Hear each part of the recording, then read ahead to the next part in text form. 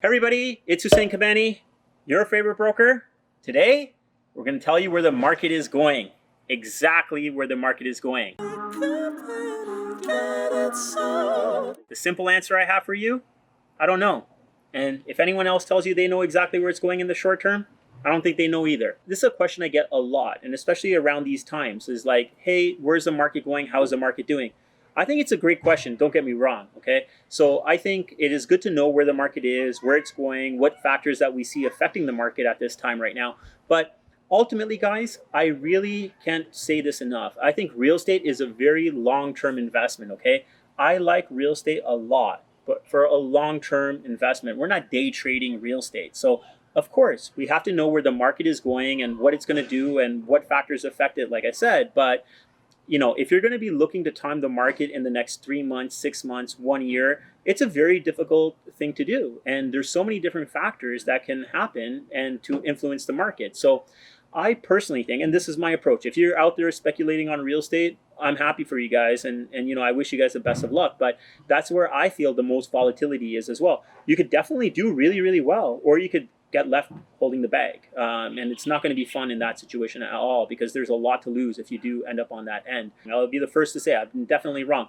I've had clients in 2016 tell me, you know what, at the end of 2016 and beginning of 17, oh no, I'm going to sell. I'm going to go and rent. Like, I'm out. Like, the market is so hot, and I'll pick it up on the back end. And I was like, do you really want to exit the market? Like, what if it continues to go up? Like, are you going to have enough to get back into it? Like, these are the thoughts that go through my head. But some of these clients of mine made the right decision. They sold their properties. They sold them for a lot of money, and they came back in the market when the market came back down. So, they were maybe about 6-7 months off. They sold their house 6-7 months later. They entered the market, and honestly, they could have probably replaced their same house they had for $100,000 less. Given that situation, okay, changing in like 7 months, the prices were back to where they were in 18 months. So this is what I would like to tell you guys. I really feel that it's a long-term investment. Sure, for the short term, if you want to speculate, you could do really well. Like, put it this way. What if you were actually speculating on real estate and thought it was going to go up in the short term, and you ended up buying something and you thought you're going to make $100,000 on it, and it actually didn't appreciate at all? There was even a situation before that I have seen in November 2015 when I was standing in line to buy a new construction townhouse at Mattamy in the New Seton. And, this continued on. I was November 2015 buying this place. I saw people lining up at the beginning of 2017. Guys, these prices were so high, you couldn't even justify them, but people were lining up, going crazy, trying to get numbers, fighting each other in line. And it's just like, you could replace this house right now for $100,000 less. Why are you buying it new construction? Well, guess what happened, guys?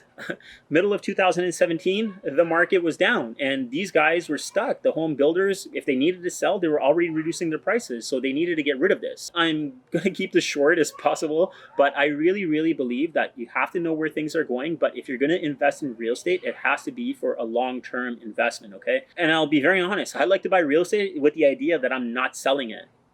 I'm not going to sell it, because my goal is different than probably a lot of other people out there. I think that's going to be my retirement fund. If I can collect 10, 15, 20 pieces of real estate and I can pay them off in the next, 15 to 20 years, that's going to be a lot of income coming into me.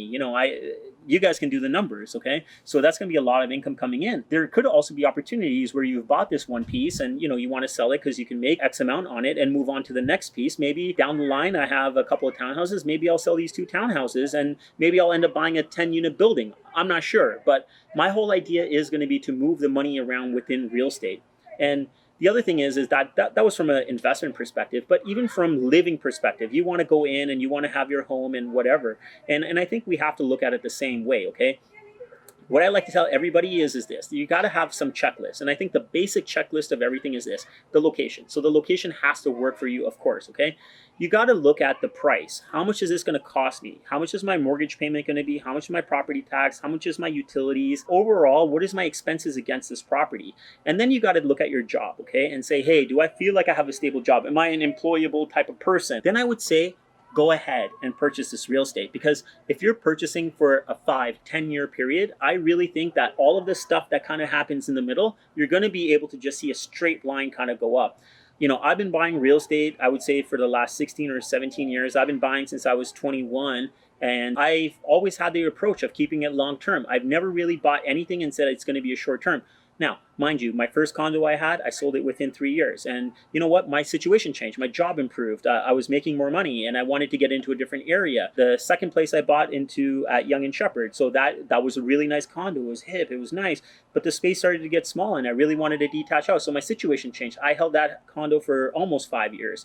And then I moved into a next house in Pickering. And then I held that one for almost 5 years. I thought when I bought that house, thought, this is perfect. It's nice, cute, whatever. I'm going to be here forever. That was my idea. And I kept constantly paying it down, but turned out I had better opportunities. Thanks to a lot of you guys probably watching this video, my real estate business did really well. I was able to get closer to a dream home that I like, which I'm recording in the backyard of right now. My intention still is to keep this house. You know, I have no intention at this point right now to sell that. I've flirted with the idea of doing it, but I'm not in any panic to do it. It's a nice home and I'm going to keep it. And because it meets the criteria I described to you guys earlier, the area works, the payments work, I feel like I'm secure. I can afford to pay for this property. So I'm not going to be in a situation when the markets start going down. Sometimes in real estate, people end up buying investment properties, and say in this COVID situation, what if your tenant wasn't going to pay you your rent? What's going to happen? Are you going to go under? I have some investments out there as well, but I can actually hold these things. And I feel like I have a pretty good idea of how to deal with some of these people. I have a commercial property out there where the tenant was starting to slack on paying me rent. I think we came up with a reasonable understanding and he continued to pay me. I'm not in a fire sale situation. Whatever I buy, I have holding power, and I think that's the key that you guys have to take away from this video.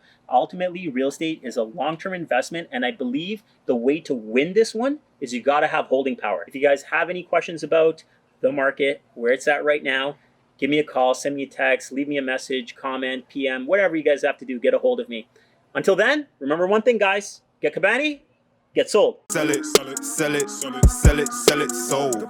Sell it, sell it, sell it, sell it, sell it, sold. Sell it, sell it, sell it, sell it, sell it, sold. Sell it, sell it, sell it, sell it, sold.